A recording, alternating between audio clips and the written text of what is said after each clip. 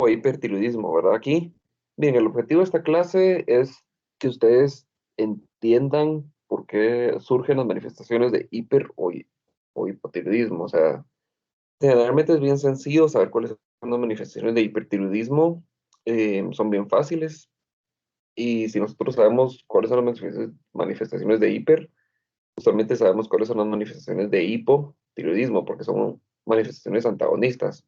Por ejemplo, si en hipertiroidismo tenemos taquicardia, digamos, en hipotiroidismo usualmente bradicardia es como lo que sucede cuando hablamos de frecuencia cardíaca, por ejemplo, ¿verdad? O sea, son como antagonistas. En hipertiroidismo hay pérdida de peso, en hipotiroidismo hay ganancia de peso. O sea, realmente si ustedes saben las manifestaciones de uno, por ende, se van a saber las manifestaciones del otro también, ¿no?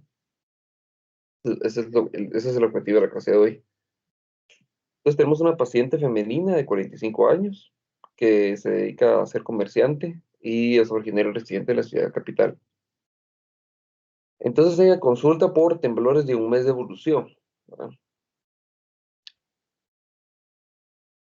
La historia de la enfermedad nos dice, la paciente refiere que hace 2 meses empezó con palpitaciones, su duración excesiva. También ha notado que ha tenido pérdida de peso, más o menos de 7 libras, y hace un mes empezó con insomnio y ansiedad, además de temblores en las extremidades, por lo que mejor decide consultar, ¿verdad? Entonces, si se dan cuenta, esta paciente pues tiene algunos síntomas que son bien específicos, o sea, palpitaciones, puede ser por varias cosas, duración excesiva, puede ser por varias cosas también, pérdida de peso, puede ser por varias cosas también, dentro de ellas a veces neoplasias, por ejemplo, o diabetes mellitus, a veces nos provocan pérdida de peso. Hemos visto también insomnio y ansiedad, puede ser trastorno, además de ser un trastorno, de ser trastornos psiquiátricos, pueden ser también secundarios a patologías o comorbilidades de base. Y temblores en las extremidades, pues puede ser, por ejemplo, hipoglicemias o puede ser, por ejemplo, por estados hiperadrenérgicos, como ansiedad también. Entonces, si se dan cuenta, pues son síntomas bastante inespecíficos. Ahora, por la edad de esta paciente, ¿cuál sería no es una patología, pero qué cuadro clínico deberíamos de considerar por la edad de esta paciente? ¿Cuál creen? Una paciente de 45 años más o menos. Sí, Su climaterio. exacto, ¿verdad? Entonces la menopausia usualmente, miren, tiene diferentes manifestaciones, también depende mucho de la paciente, pero usualmente algunas de las manifestaciones que miramos en esta paciente se comparten con la menopausia, ¿verdad? Entonces, por ejemplo, las palpitaciones, la sudoración, la ansiedad, el insomnio, suelen ser algunas de las manifestaciones, hay un montón más, ¿verdad? Pero obviamente suelen ser algunas de los pacientes, de las pacientes, perdón, que tienen o que están cursando o iniciando con la menopausia, ¿verdad? Que no sería nada raro por la edad de esta paciente. Bueno, excelente. Entonces, obviamente, por ser una historia pues, con síntomas muy inespecíficos, tenemos que hacer más búsqueda de más cosas. Entonces, de los antecedentes, vemos que la madre es hipertiroidea y padre hipertenso. Los restos de antecedentes no tenemos ninguna importancia. En el interrogatorio por aparatos y sistemas, gastrointestinal refiere a aumento de apetito y algunos episodios de diarrea intermitente. Neuropsiquiátrico tiene hiperactividad, es decir, está como muy ansiosa, quiere hacer varias cosas al mismo tiempo. Y ahora nos pasamos a los signos vitales, ¿verdad? Entonces vamos a ver qué miran ahí de anormal o normal.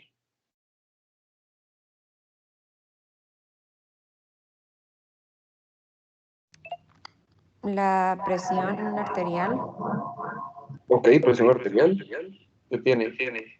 está alta. Se Tiene está elevada. 150/90. Perfecto, está elevada, ¿verdad? Entonces, más o menos lo normal, 120/80. Luego, frecuencia cardíaca. ¿Qué les parece la frecuencia cardíaca? Está taquicárdica. Perfecto, ok, está taquicárdica. Pues no está tan taquicárdica, pero bueno, sí está, ¿verdad? Definitivamente está arriba de 100. Em, ¿qué, qué opinan de la frecuencia respiratoria y la temperatura?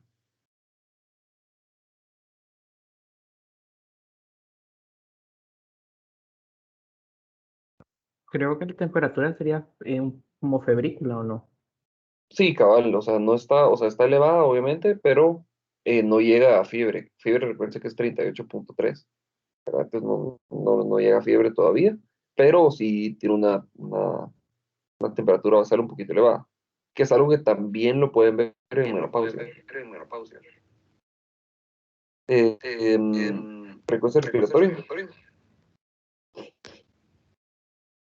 ¿Se encuentra normal? Ok, excelente, es normal. Bueno, perfecto. Bueno, entonces, como podemos ver, pues tiene aquí 3 signos vitales alterados.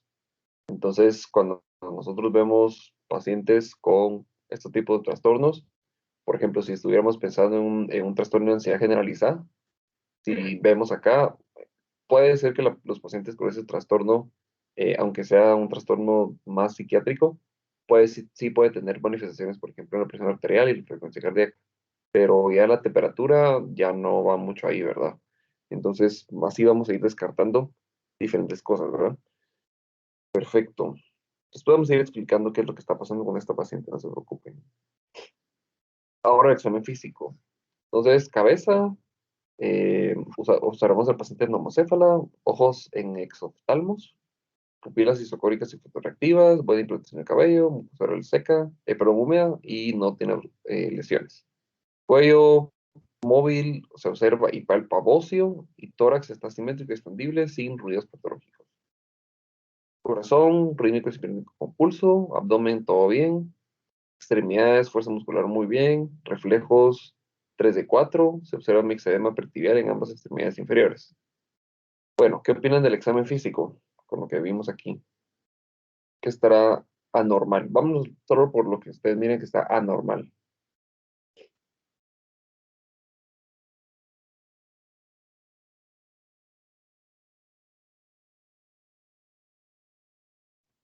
Dos cosas que a mí me llamaron la atención Ujú, fue que se observaban ojos en exoftalmos y se palpaba bocio. ok.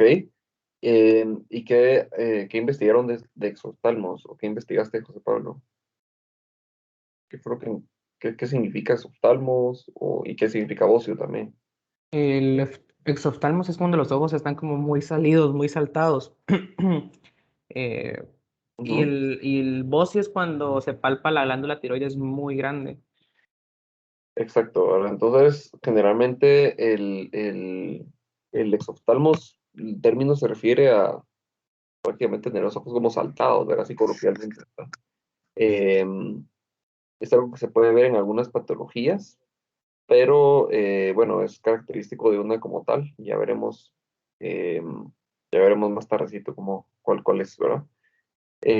Luego con el bocio, usualmente el bocio se refiere a observar como que ustedes observan una protuberancia pretraqueal, sí, pretraqueal, es decir, una protuberancia un poquito más eh, que se observa adelante de la tráquea, justamente, ¿verdad? Un poquito cerca un poquito arribita del cartílago tiroides, ¿verdad? Eso significa bocio. Se puede ver vamos a ver en qué se puede ver, pero usualmente se puede ver en dos cosas. Y ahora de las extremidades o abdomen o corazón, alguien que quisiera comentarnos,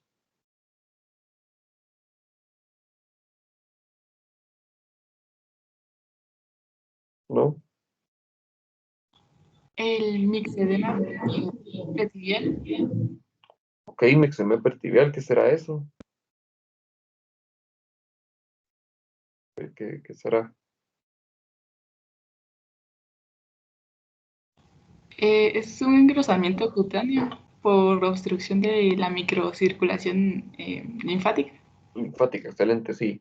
Bueno, entonces usualmente en algunas patologías se bloquea el flujo linfático. Por ejemplo, creo que ya vimos nosotros filariasis, por ejemplo. Eso puede provocar mixedema, obviamente.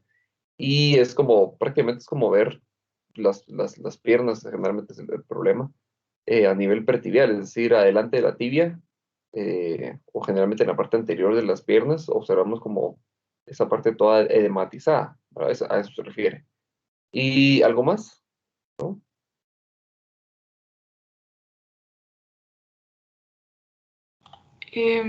Nosotros investigamos que era porque había una alteración con los linfocitos T, que hacía que los linfocitos B produjeran más anticuerpos. Ok. Em, sí, o sea, vamos a ver si te estás adelantando un poquito, pero sí, por ahí vamos. O sea, la patología de base de esta paciente sí, o sea, esa es como la causa, ¿verdad? La causa de esta patología, cabal. Pero eso se lo voy a explicar en un momento, ¿viste? Pero está muy bien. Algo más que miren ahí. ¿Qué opinan de los reflejos osteotendinosos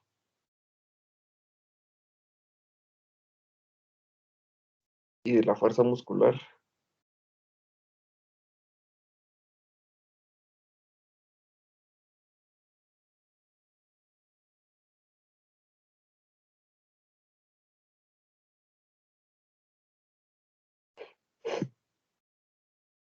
¿Qué opinan de esas dos cosas, muchachos?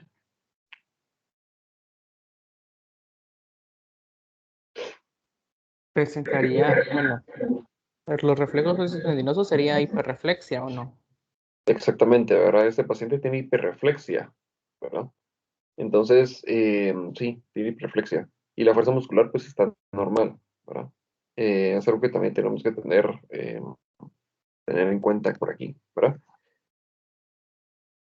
Bueno, entonces, como, Doctor, decime, disculpe, ¿cómo puede ser de que un paciente tenga hiperreflexia, pero ujú. la fuerza muscular la tenga buena? Bueno, porque la fuerza muscular, o sea, mira, cuando tú tienes depende. Por ejemplo, un paciente que tiene clonus, que es 4 de 4, usualmente ese paciente tiene dificultad para poder tener una adecuada fuerza muscular, ¿verdad? Pero si tu paciente tiene, por ejemplo, o sea, si tiene, por ejemplo, hiporreflexia, ¿verdad? Quiere decir que sus reflejos están bajos. Usualmente también el paciente tiene por consecuencia, tiene dificultad para tener movilidad de sus miembros superiores e inferiores. Pero usualmente la hiperreflexia no te afecta tanto la fuerza muscular como tal. No sé si tú habías encontrado algo distinto en algún lugar por ahí. No, es que solo he visto que a veces como Ujú. que los dos están alterados, pero me pareció como extraño que hoy Sí, estuviera cabal, uno pues normal y otro pues no tan exacto, bien. exacto, depende. Por ejemplo, en hiporreflexia sí, o sea, en hiporreflexia tendes a tener también la fuerza muscular baja, ¿verdad? Por ejemplo, cuando vimos, ¿qué fue lo que vimos aquella vez? Fue el nombre miastenia gravis. Por ejemplo, ahí, usualmente sí tenés hiporreflexia y por ende la fuerza muscular también está baja. O si tienes clonus, por ejemplo, la fuerza muscular usualmente no es que esté baja, sino que la movilidad es difícil. O sea, en hiperreflexia también un poquito difícil la movilidad muscular, pero la fuerza muscular no suele estar afectada como tal, ¿oíste? Entonces depende, ¿verdad? Pero es una buena pregunta. Gracias.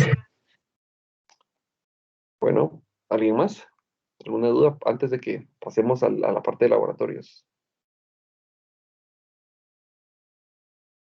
Bueno, entonces, vamos a ver.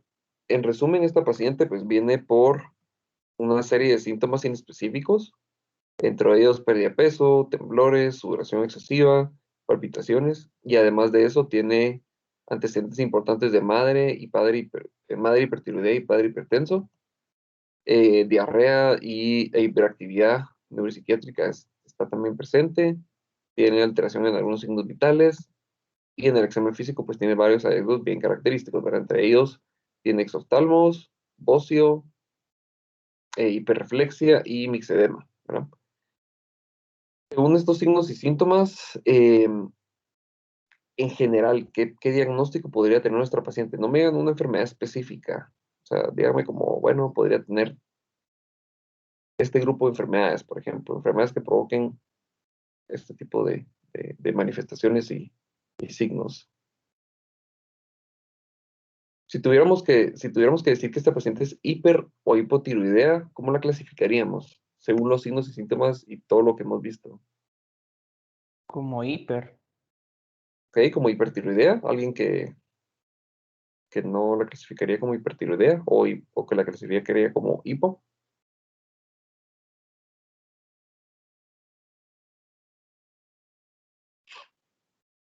¿no? todos la clasificarían como hipertiroidea.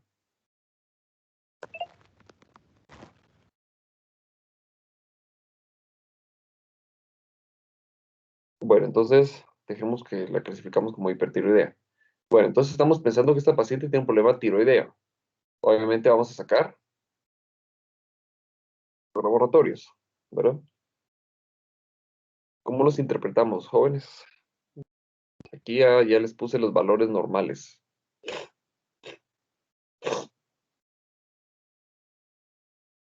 ¿Cómo los interpretamos? Según lo que leyeron.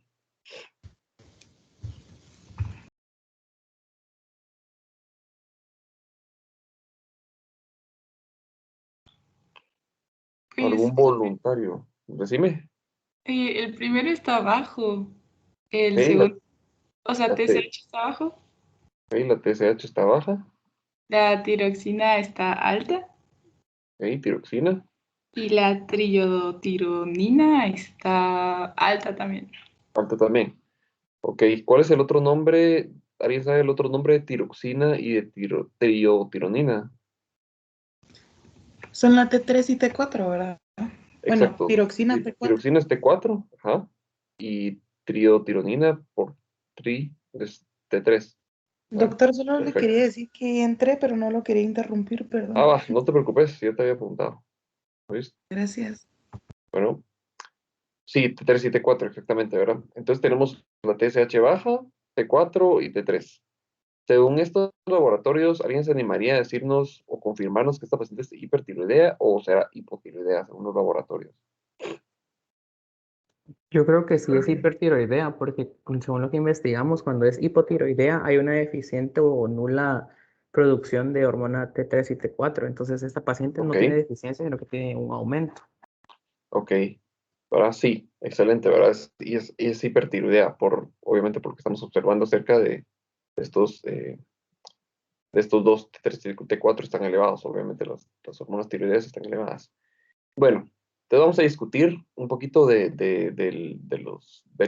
e hipotiroidismo y entonces vamos a correlacionar un poquito lo que hemos visto con el caso y se van a dar cuenta que hay varios signos por ahí que están presentes en uno de los dos cuadros, ¿verdad? Miren, realmente de anatomía y desarrollo no voy a hablar mucho, pero básicamente tenemos la glándula tiroides tiene dos lóbulos y un istmo, que es la parte en medio. Usualmente es una glándula muy, muy vascularizada. Entonces, pues usualmente la necesidad de esto es porque produce mucha hormona y esa hormona pues tiene que viajar por el torrente sanguíneo. Así que la vascularidad tiene que ser muy importante. Y usualmente está un poquito abajito, o sea, está como entre el cartílago cricoides, o sea, está a nivel pretraqueal, es decir, adelante de la tráquea, y está entre el cartílago cricoides y la escotadura supraesternal, ¿verdad? El cartílago cricoides está un poco más abajo que el cartílago tiroides. Ese es el cartílago tiroides, es la famosa manzanita de Adán, ¿verdad? Entonces, más o menos por ahí está la glándula tiroidea. Usualmente se origina en el suelo de la laringe y de ahí baja, o sea, la glándula tiroides se origina más o menos por acá y después baja, migra, ¿verdad? Al migrar, usualmente migra a través de un conducto, o sea, utiliza como una guía que se llama conducto tirogloso. Normalmente este conducto tirogloso se oblitera, o sea, se cierra, pero en algunos pacientes no se cierra y queda abierto. Y por eso algunos pacientes tienen hay gente que tiene como pelotitas enfrente o como en el cuello, ¿verdad? Eso es porque a ellos tienen quistes del conducto tirogloso, ¿verdad? No se cerró y se formó un quiste. Pero bueno, eso es totalmente benigno, ¿verdad? Solo es como una anormalidad anatómica. Eh, entonces, lo importante acá es que entendamos que en la semana 11, más o menos de gestación, empieza el cuerpo a producir hormona tiroidea. Entonces, aquí pasa lo siguiente, imagínense hasta la semana 11 de gestación, o sea, el feto mismo empieza a producir hormona tiroidea.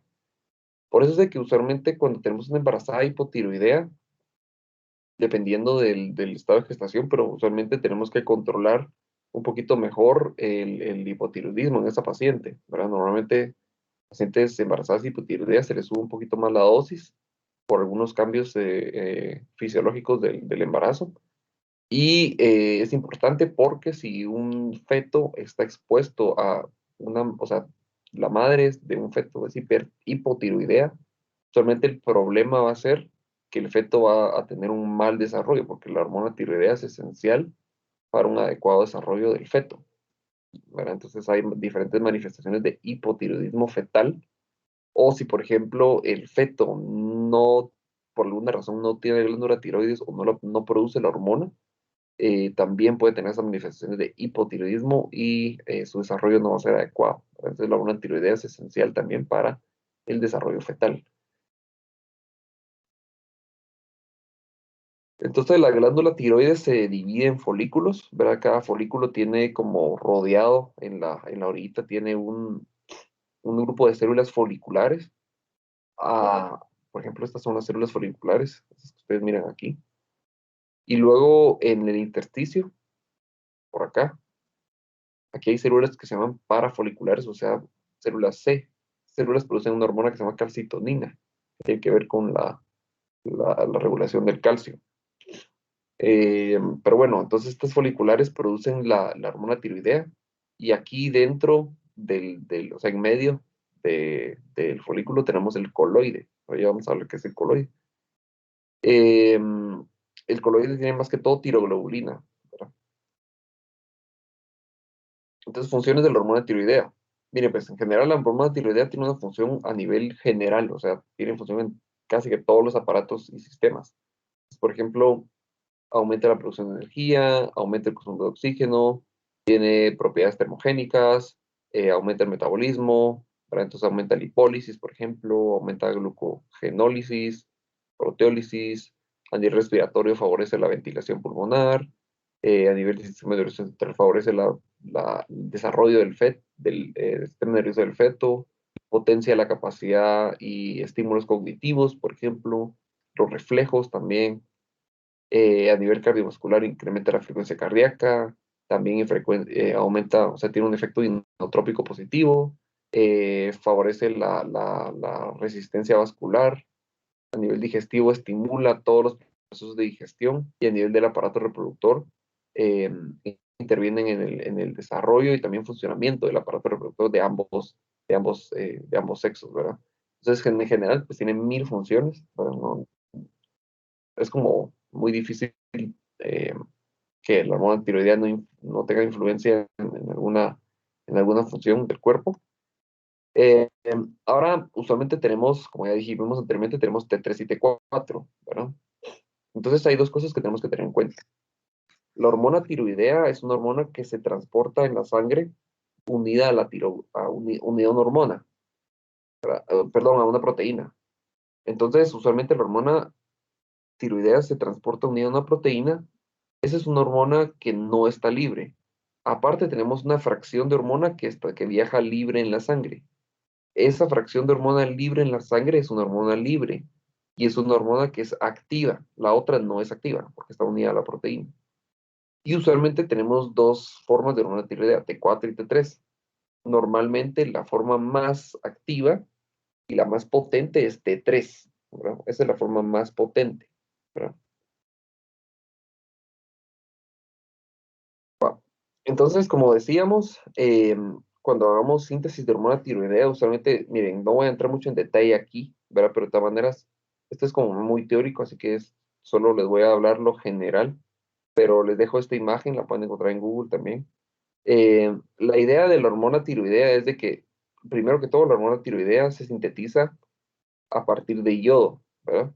Entonces, el yodo debe entrar a la célula folicular y después de que el yodo entre a la célula folicular, usualmente el yodo se convierte perdón, el yoduro se convierte a yodo, ¿verdad? Y después de eso tenemos la famosa tiroglobulina, y la tiroglobulina también, al unirse con el yodo, usualmente ya forma T1 y T2, y este T1 y T2 se unen entre sí para formar T3, o a veces se unen dos T2, por ejemplo, y forman T4, ¿verdad? Miren, no les voy a hablar mucho en detalle acá porque no quiero, es muy teórico, así que no voy a entrar mucho en detalle, pero quiero que miren todo el proceso, o sea, es un proceso bien complejo y llevan varios pasos por acá, ¿verdad? De todas maneras, léanlos, apréndanlos, porque podría venir alguna pregunta más que todo del examen final, ¿no? Esto es lo que más me interesa. Entonces, miren, pues, este es el eje hipotálamo, hipófisis y glándula tiroides. Entonces resulta que usualmente nuestra glándula, nuestro hipotálamo libera una hormona que se llama TRH, ¿verdad? Que es hormona TRH, va. Esa hormona TRH lo que hace es estimular a nivel de hipófisis anterior la liberación de la TSH, que es la hormona estimulante de la tiroides. Y luego esa TSH estimula la glándula tiroides para que la glándula tiroides pues, produzca T3 y T4, ¿verdad? Entonces, como dijimos anteriormente, T3 es la forma activa y T4 es como la forma, por decirlo así, es la forma más abundante, pero es la forma menos activa, ¿verdad? Entonces, usualmente T4 se convierte a T3, como podemos ver aquí en la imagen, ¿verdad? T4 generalmente se convierte a T3 y entonces ya la T3 ya actúa a nivel celular, ¿verdad? Generalmente la hormona tiroidea tiene una acción intracelular, no es a nivel de receptores de la membrana. Entonces aquí vamos a lo siguiente. Si ustedes tienen, por ejemplo, una producción excesiva de T3 y T4 por alguna razón que no sea por estímulo de la TSH, es decir, por ejemplo, que haya algún anticuerpo que estimule a la glándula tiroidea a producir T3 y T4, o que haya destrucción de la glándula tiroidea y se libera todo el T3 y T4, cualquier liberación excesiva de T3 y T4 que no tiene nada que ver con TSH, lo que va a provocar es retroalimentación negativa en el TSH. O sea, va a hacer esto, para inhibir la secreción de TSH y también va a inhibir la de TRH. Esto tiene una implicación bien importante clínicamente. ¿Por qué? Porque si nosotros medimos entonces la TSH y el T3 y T4, en este paciente, por ejemplo, en el ejemplo que les acabo de dar, veríamos elevado T3 y T4 y veríamos disminuido el TSH. Entonces aquí vamos a lo siguiente, los trastornos de la glándula tiroides se clasifican como cualquier trastorno endocrino en primario y secundario, ¿no? Hay terciario, pero el terciario es muy raro, así que no vamos a discutir. Primario es cualquier trastorno que se origina a nivel de la glándula tiroidea. Y secundario es cualquier trastorno que se origina, primario, a nivel de la hipófisis, de secundario. Entonces, por ejemplo, si nosotros tenemos un adenoma en la hipófisis que nos produzca una cantidad excesiva de hormona tiroidea, perdón, de TSH, entonces vamos a ver el TSH elevado y también vamos a ver el T3 y T4 elevado. Entonces, si se dan cuenta, dependiendo del origen de nuestro trastorno, nosotros podemos, con las pruebas de laboratorio, deducir de dónde viene el problema, ¿verdad? Si vemos que la TSH está baja y T3 y T4 están altos, probablemente el problema sea en la glándula tiroidea o algo que esté estimulando la glándula tiroidea que no es T3 y T4, que no es TSH, ¿verdad? Ahora, si vemos que los dos están elevados, pues probablemente el problema está surgiendo de la hipófisis y hay alguna cosa que nos está haciendo que secretemos mucho TSH, ¿verdad? Eso es en pacientes con hipertiroidismo, ¿verdad? Ya sea que es primario o secundario. Ahora, pacientes con hipotiroidismo, generalmente lo que vamos a ver, si es un trastorno primario, es decir, que se origina en la glándula tiroides, vamos a ver, obviamente, aquí disminuido, pero como no tenemos una producción, ya sea porque la glándula no sirve o porque, pues no sé, o algún problema, usualmente eso genera la retroalimentación positiva para que secretemos TSH, ¿verdad?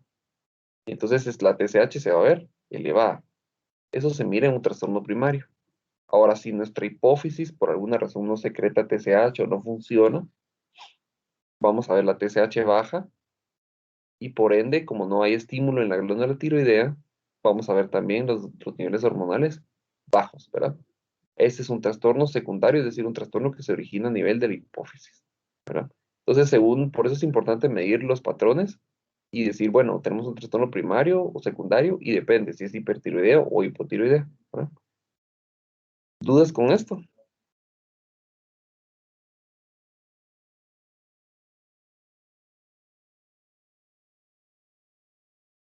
¿No? No, doctor, todo bien. Si regresamos a nuestro caso, ¿cómo clasificaríamos entonces a esta paciente?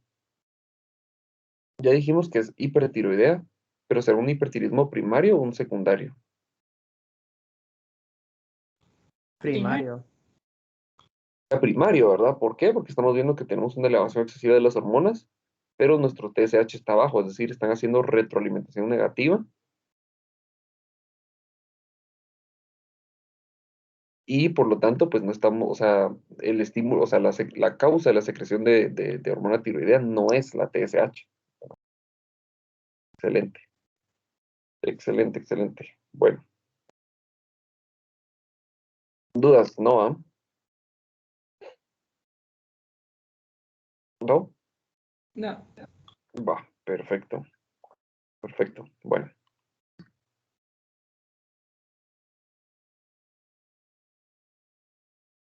esto ya lo vimos, ya lo hablamos. Ya, va. Entonces, miren, pues, como términos generales, cuando ustedes están sospechando de un paciente que es o hipertiroideo, no es necesario, esto es como más clínico, pero no es necesario que ustedes saquen todo el perfil de tiroides, o sea, no es necesario que saquen TSH, T3, T4, hay incluso gente que saca tiroglobulina también, no es necesario. Generalmente cuando sospechamos de un problema tiroideo, lo único que tenemos que sacar es TSH, ¿verdad? Lo único. ¿Por qué? Porque si la TSH está normal, el paciente no tiene ningún trastorno de la tiroides, ¿verdad? Así que cuando ustedes estén sospechando de un trastorno tiroideo, ya sea que tenga hiper o hipotiroidismo, saquen la TSH. Sale mejor. Solo gastamos en una prueba de laboratorio y no tenemos que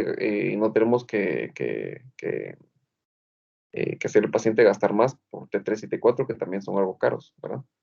Entonces, si ustedes sospechan de un trastorno o quieren solo tamizar, por ejemplo, están haciendo tamizaje o no sé, solo saquen TSH, ¿verdad? Ahora, si el trastorno tiroides es muy evidente, pues obviamente ahí sí traten de sacar todo el perfil, pero solo si el trastorno, o sea, es fijo, fijo, va a tener un trastorno de tiroides. Y si no, solo saquen TSH, ¿verdad? Si solo es como para descartar o solo para tamizar a ese paciente, con TSH va a ser más que suficiente, ¿verdad? Entonces, hipotiroidismo. Entonces, hipotiroidismo usualmente tiene manifestaciones de un estado metabólico lento. Por ejemplo, usualmente tenemos intolerancia al frío, ganancia de peso, el piel y el cabello se miran como secos, se engruesan y también las uñas se ponen como quebradizas. El paciente puede tener edema o mixedema pretibial también. A nivel ocular podemos tener edema periorbital, gastrointestinal, como recuérdense que la hormona tiroidea favorece todos los procesos digestivos. Los pacientes suelen tener constipación y pérdida de apetito. A nivel musculoesquelético solemos tener hiporreflexia y debilidad muscular, o sea, pérdida de fuerza muscular. Justamente aquí está lo que preguntábamos anteriormente de los reflejos, ¿verdad? Usualmente con hiporreflexia también, por ende, tenemos debilidad muscular, pero hiperreflexia no siempre es así. A nivel neuropsiquiátrico, los pacientes suelen tener riesgo de depresión, ¿verdad? Eso es una cosa extra. Solemos tener riesgo de depresión también, hipoactividad, letargia y fatiga. Entonces los pacientes se cansan muy rápido, se sienten cansados, se sienten mal, y tienen tendencia a desarrollar depresión, pero obviamente esta depresión es por causa metabólica. A nivel cardiovascular solemos tener bradicardia y disnea, usualmente porque el gasto cardíaco baja, ¿verdad? Se pierde inotropismo, se pierde el- el- el- la frecuencia cardíaca, entonces esas son las manifestaciones aquí cardiovasculares. Cuando hablamos de hipotiroidismo primario, ya dijimos que es un problema a nivel de glándula tiroidea y hipotiroidismo secundario es un problema a nivel de estímulo a esa glándula tiroidea, usualmente por el problema en que a nivel hipofisiario no tenemos una buena secreción de TSH, ¿verdad? Entonces, etiologías, ¿verdad? No voy a entrar mucho en detalle aquí, pero usualmente los problemas suelen ser los siguientes, ¿verdad? Cuando hablamos de problemas primarios, usualmente es porque el paciente nace sin glándula tiroidea, eso se llama agenesia, o puede ser porque nuestro sistema inmune destruye a la glándula tiroidea, o puede ser, por ejemplo, en alguna cirugía que se dañe la glándula tiroidea, eso también puede pasar, o que haya algún tipo de deficiencia de yodo, que es una causa que se mira mucho. Esta deficiencia de yodo es importante porque se mira mucho en pacientes o que viven en tercer mundo y padecen de desnutrición. Por eso es de que la sal, si ustedes se dan cuenta, la sal viene con yodo, ¿verdad? Entonces la idea de eso es de que evitemos o prevengamos la deficiencia de yodo o en países que son de tercer mundo. Puede haber algún defecto enzimático o puede ser que tomemos algún fármaco que nos inhiba la producción de glándula tiroidea. Y por último, puede ser también que tengamos algún tipo de filtración por alguna cosa, por ejemplo, por amiloide en la glándula tiroides y eso la haga totalmente inútil, ¿verdad? Esas son todas las causas, si se dan cuenta, en común lo que tienen, no les voy a preguntar causas en sí, pero en común lo que tienen las causas es que alteran ya sea la anatomía o la fisiología de la glándula tiroidea y por lo tanto no podemos tener una adecuada síntesis de hormonas. Y secundario, usualmente secundario se requiere a nivel de hipófisis. Aquí usualmente podemos tener causas como tumores, masas, cirugías donde se daña la hipófisis o radiación, por ejemplo, ¿verdad? Esas suelen ser las cosas más comunes. Eh, los laboratorios, como ya vimos, usualmente tenemos, si es primario, tenemos la TSH elevada y la T374 baja.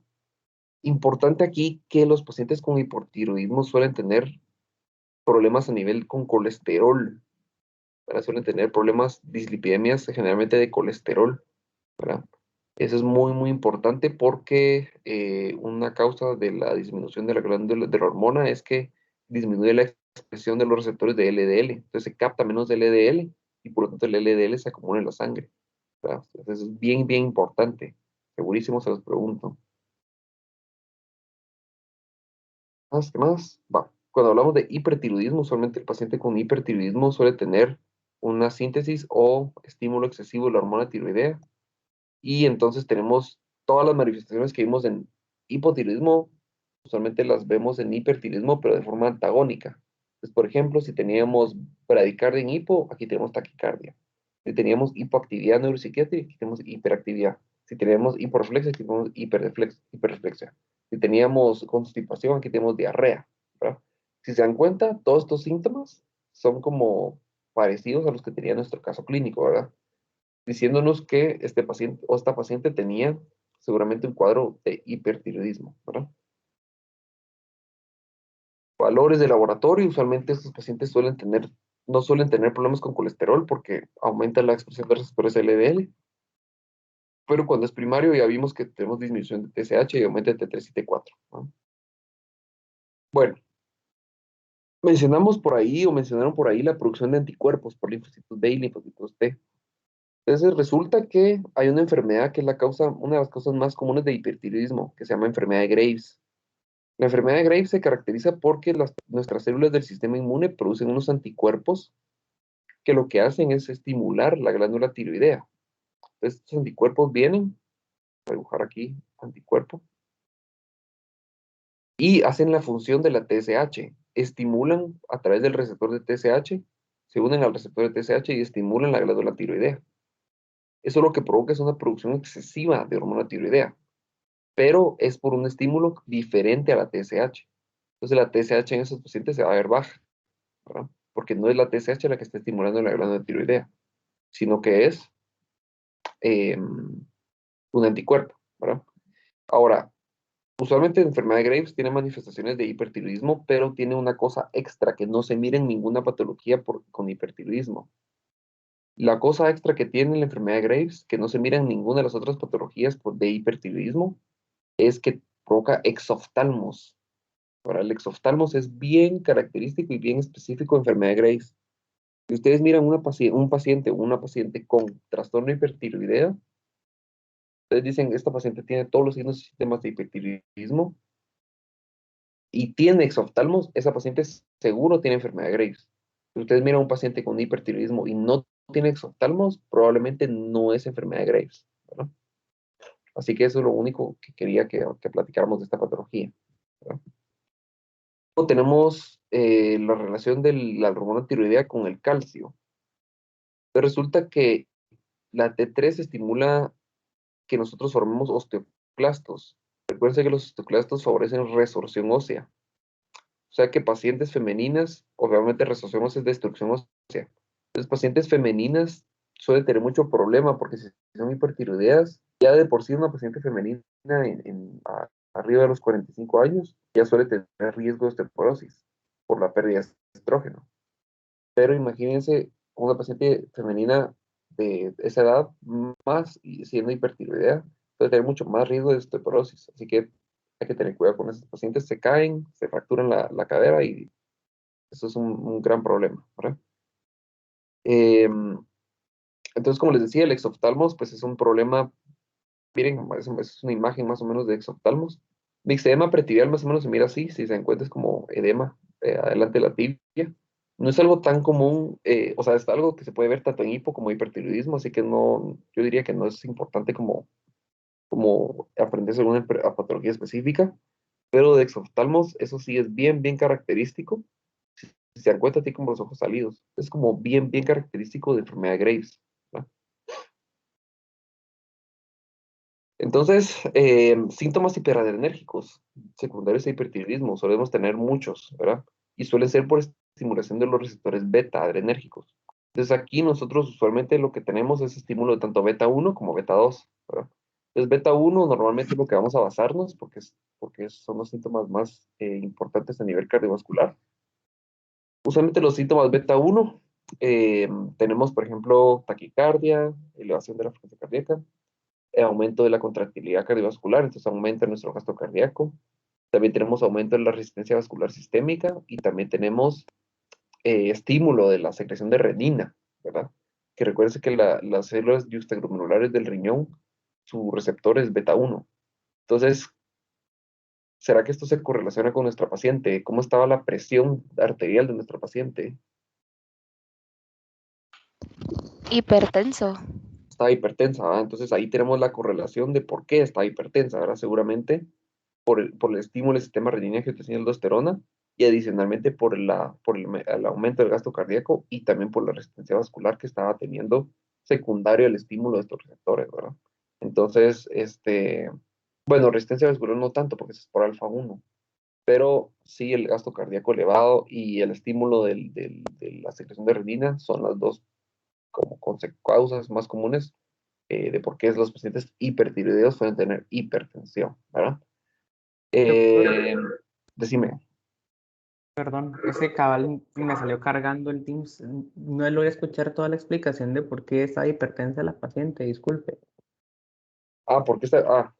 Mira, pues lo que pasa es de que usualmente los pacientes hipertiroideos, la hormona tiroidea te estimula o te incrementa también la cantidad de receptores beta 1 y te estimula también la secreción de hormonas o de catecolaminas. Entonces, al vos estimular este receptor beta 1, usualmente lo que vas a provocar es aumento del gasto cardíaco, que usualmente por el aumento del gasto cardíaco se puede incrementar la presión arterial, y también el estímulo del receptor beta 1 en las células juxtaglomerulares renales. Entonces, recuerda que estas células secretan renina, y si estimulas el sistema renina-angiotensina y aldosterona, aumentar la resistencia vascular, ¿verdad? Y entonces ahí está la otra causa de hipertensión en estos pacientes, ¿verdad? Suelen ser estas dos.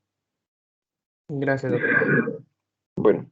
Ahora, ¿por qué creen que por qué los pacientes como nuestra paciente tienen pérdida de peso? ¿Cuál será cuál será la causa? ¿Solo será porque pierden peso? ¿O habrá alguna otra causa más específica?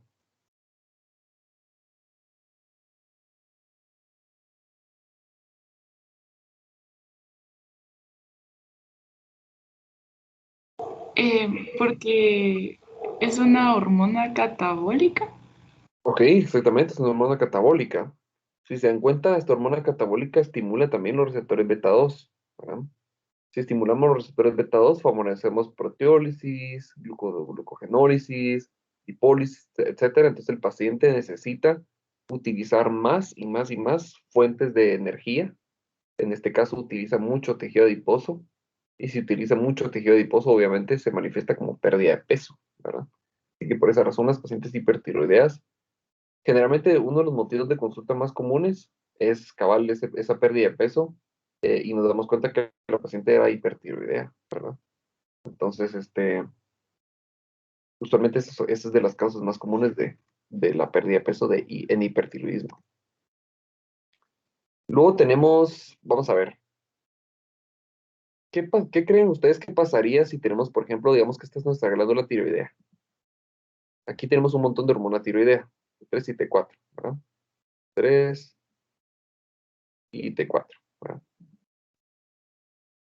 Si ustedes tienen, por ejemplo, un ataque autoinmune contra la glándula tiroidea y destruyen la glándula tiroidea, ¿qué creen que va a pasar con estas hormonas que estaban dentro de las células tiroideas?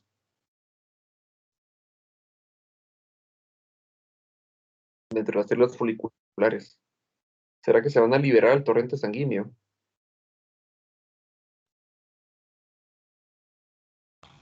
Sí.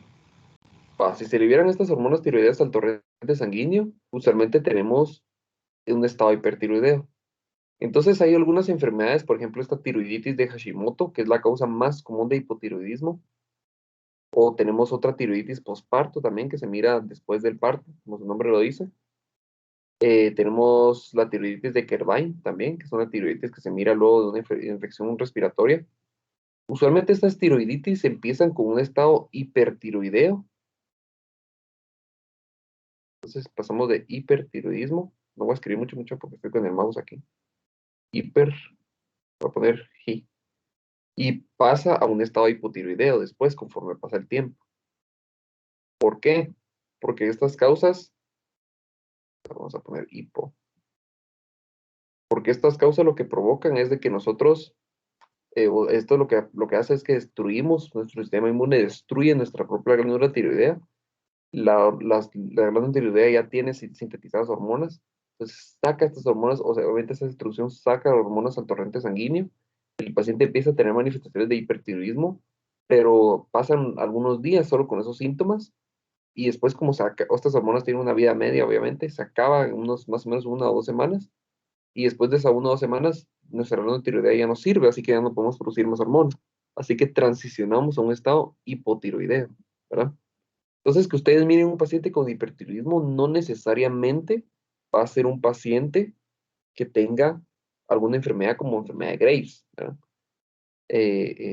Puede ser que tenga solo por ejemplo, tiene una enfermedad que le provoca hipotiroidismo, pero está en el estado donde inicial, ¿verdad? Donde empezó a liberar hormona tiroidea porque destruyó su glándula y esta hormona tiroidea tiene una vida media, así que estamos transicionando. Después, a la semana, se va a ver una transición a manifestaciones hipotiroideas, ¿verdad? Entonces, no se confundan por esa razón, ¿verdad? Esto se los explico porque es una cosa bien común donde se confunden un montón. Entonces miran a un paciente con hipertiroidismo y automáticamente dicen, tiene un Graves o tiene una enfermedad de hipertiroidismo. Y no necesariamente, o sea, puede ser que la paciente o el paciente esté cursando de un estado hiper o hipotiroideo. Yo siempre les digo la paciente porque usualmente los problemas tiroideos son mucho más comunes en mujeres que en hombres, ¿verdad? Así que si digo por alguna vez, es por esa razón, ¿verdad? Entonces, la tiroiditis de Hashimoto es un problema que es la causa más común de hipotiroidismo. Ustedes lo van a escuchar un montón. Y aquí lo que pasa es que tenemos anticuerpos dirigidos contra unas enzimas o contra la tiroglobulina.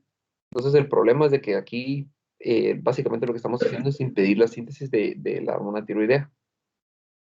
Eso es lo que pasa. No voy a entrar mucho más en detalle aquí. Luego, la tiroiditis postparto es porque el estado de gestación, por alguna razón, provoca un estímulo al sistema inmune y ese sistema inmune pues destruye nuestra glándula tiroidea. Entonces, lo que hacemos es que prácticamente tenemos la liberación de hormona tiroidea y después, como nuestra glándula ya no sirve, pues la hormona tiroidea, o pasamos de un estado hiper a hipotiroidea. Ahora, usualmente la tiroiditis postparto, ¿qué creen? ¿Es un problema reversible o irreversible?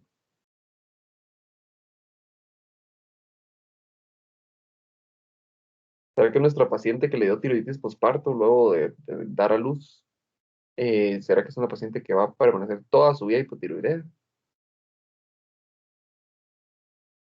¿No? Yo creo que es reversible. Exactamente, ¿verdad? Usualmente la tiroiditis postparto, a diferencia de las demás, es reversible, ¿no? Así que es un estado nada más reversible, generalmente reversible. Y luego tenemos la tiroiditis de Kerbein, que es una tiroiditis que suele ser parecida a las demás, solo que esta se da por alguna razón luego de una infección respiratoria y se caracteriza porque la glándula tiroidea duele. Entonces los pacientes tienen mucho dolor en la glándula tiroides. Este es como un síntoma clásico de Kerbein y es totalmente lo que la ayuda a diferenciarlo de los demás. Y bueno, igual, se destruye la glándula, estado hipertiroideo, y después pasamos a un estado hipotiroideo. Ahora hay dos cosas que quiero hablar antes de que terminemos. Entonces vamos a regresar al caso. ¿Por qué será que nuestra paciente, vamos a ver, espérame. Aquí está. ¿Por qué será que nuestra paciente tiene bocio? Que es como un agrandamiento de la glándula tiroides.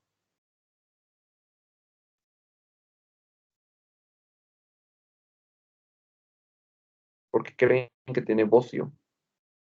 Esa paciente tiene probablemente enfermedad de Graves, pero ¿por qué será que tiene bocio? ¿Cuál será como fisiológicamente, cuál es la razón por qué tendrá bocio?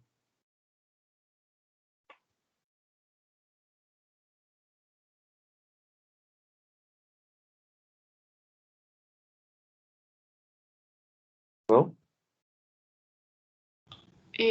Tal vez porque está siendo estimulada bastante. Exactamente, ¿verdad? Entonces lo que pasa es de que, miren, el bocio, hay otro error bien común, que todos creen que el bocio se mira solo en estado hipotiroideo, y no, se puede ver también en hipertiroidismo. Así que bocio no necesariamente les va a indicar si el paciente es hipertiroideo. Entonces, miren, pues el bocio es cuando nosotros tenemos un agrandamiento excesivo de la glándula tiroides. Entonces miramos como una masa a nivel pretraqueal. Entonces la razón es porque, ya sea porque, por ejemplo, aquí, si esta paciente tuviera enfermedad Graves, los anticuerpos estimulan el receptor de TSH y hacen que la glándula crezca, porque necesita hacer hormona, necesita hacer mucha hormona, entonces se prolifera y como cualquier otro tejido, crece y se adapta para producir más hormona. Pero, por ejemplo, en hipotiroidismo también puede pasar. Usualmente pasa en hipotiroidismo primario, cuando el problema es nuestra glándula. Entonces, en hipotiroidismo primario, nuestra TSH estaba elevada. Eso era como consecuencia de que nosotros producíamos demasiada hormona tiroidea, perdón, no estábamos produciendo hormona tiroidea, y entonces nuestra hipófisis empieza a liberar más TSH y más TSH y más TSH, porque piensa que no está liberando suficiente y que por eso no estamos liberando hormona tiroidea. Entonces, al tener ese exceso de TSH, hacemos lo mismo, estimulamos a la glándula tiroidea, aumenta de tamaño porque o sea, trata de proliferar, de aumentar su celularidad para producir más hormona tiroidea. Obviamente no lo va a poder hacer, pero por eso crece, ¿verdad? Así que el bocio es secundario a eso, ¿no? Y luego tenemos otra cosa que quisiera, o bueno, antes, alguna pregunta de lo que hemos hablado o algo anterior de esto del bocio, ¿no?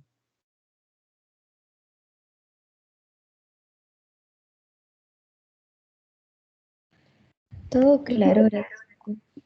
Va, entonces aquí lo siguiente.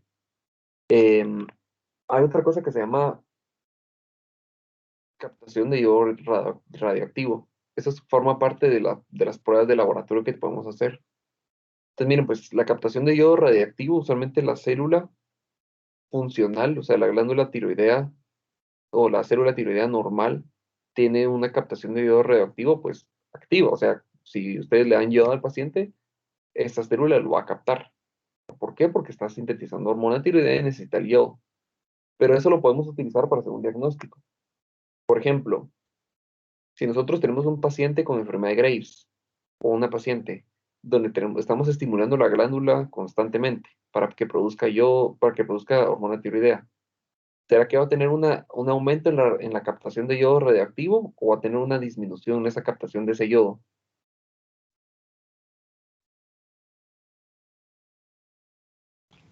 ¿Aumento? Va a tener un aumento, exactamente. ¿Por qué? Porque o sea, necesita yodo y lo está captando y lo está captando y lo está captando porque está produciendo un montón de hormona tiroidea, ¿verdad? Pues normalmente en un estado de hipertiroideo, ya sea primario o secundario, vamos a tener un paciente con aumento en la recaptación de yodo radioactivo. Y después, cuando se toma una imagen, se mira ahí la glándula tiroidea, se mira toda pintada. ¿Por qué? Porque captó todo el yodo radioactivo que le administramos al paciente. Ahora, un paciente con hipotiroidismo, ya sea hipotiroidismo primario y secundario, ¿creen que va a tener una captación de yodo radioactivo buena? O sea, ¿será que va a captar ese yodo?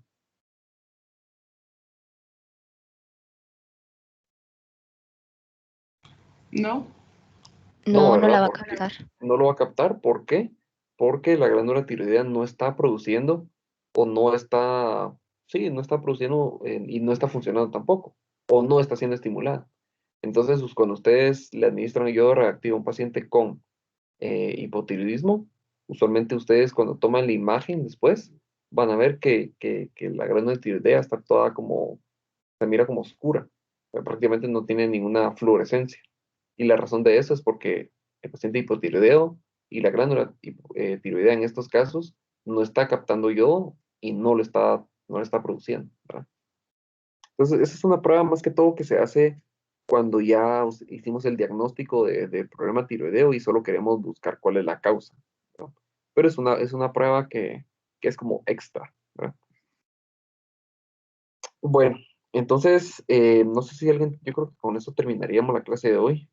Eh, Tratamos de hacerlo lo más sencillo posible, pero miren, hipertiroidismo y hipotiroidismo es algo sencillo. Lo más difícil es hacer el diagnóstico, ¿verdad? Pero bueno, eso ya no es algo que yo les voy a mostrar como tal, pero les mostré algunas pinceladas ahí de cómo hacer el diagnóstico. Pero bueno, a mí lo que me interesa más que todo es que sepan los síntomas y signos que se miran en hipo e hipertiroidismo y por qué suceden la mayoría de ellos, ¿verdad? Entonces yo creo que eso fue lo que tratamos de hacer. ¿Una pregunta?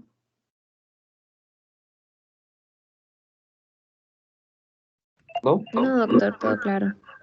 Va. Entonces vamos a tener la tarea que es básicamente subir la hoja de trabajo y también para el examen corto, pues solo nos veríamos la próxima, perdón, el examen sería siempre al mismo día, a la misma hora, ¿verdad? Si no tienen más dudas o comentarios, se pueden retirar. Muy bien. Gracias, doctor. Que pase feliz semana. Gracias igualmente. Muchas Gracias, gracias. doctor. Buen día. Adiós. Disculpe, doctor, Decime. ¿me puedo quedar hablando con usted más tarde? Un Sí, secreto se va. no hay problema. Doctor, disculpe, yo también me puedo quedar. Sí, está bien. Gracias. Bueno, ¿en qué les puedo servir mucho? ¿Quiénes son? Perdón, es que no vi los nombres. Yo, Wagner Solórzano. Wagner, decime. Ajá. Es que yo le quería hablar acerca de una tarea, que yo le vi un mensaje, pero no sé si lo leyó. Entonces yo le quería hablar acerca de esa tarea. ¿Me mandaste ese mensaje por WhatsApp o por correo? Por WhatsApp. Si no lo recibí, fíjate, o no sé si se me fue el leerlo. ¿Hace cuánto me escribiste? Déjame ver. Ya, Espera. como antes de los parciales, por ahí más o menos. Ah, sí, aquí está, mira.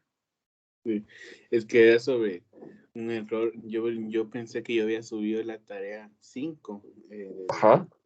del mapa, del esquema, pero yo subí el caso. No sé si me pudiera corregir con esa tarea. Es que yo sí ya lo había Ah, hecho, sí. me he dado cuenta. Sí, no lo subiste tarde, ¿va? Me recuerdo que hubo alguien que lo subió, sí.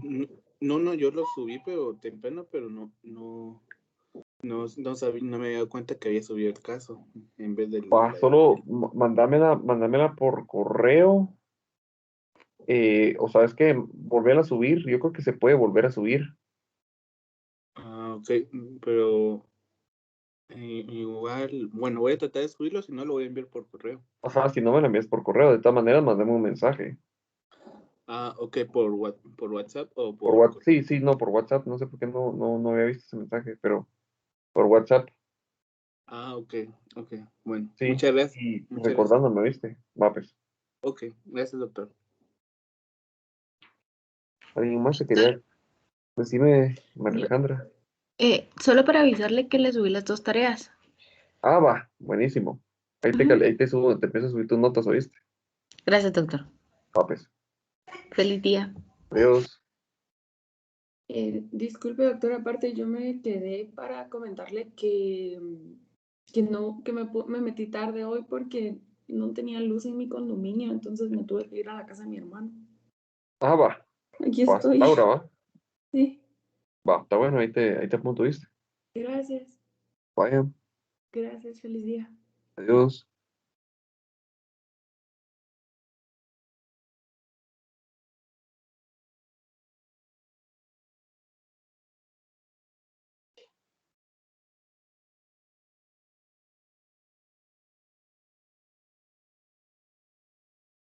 María José, ¿necesitas algo?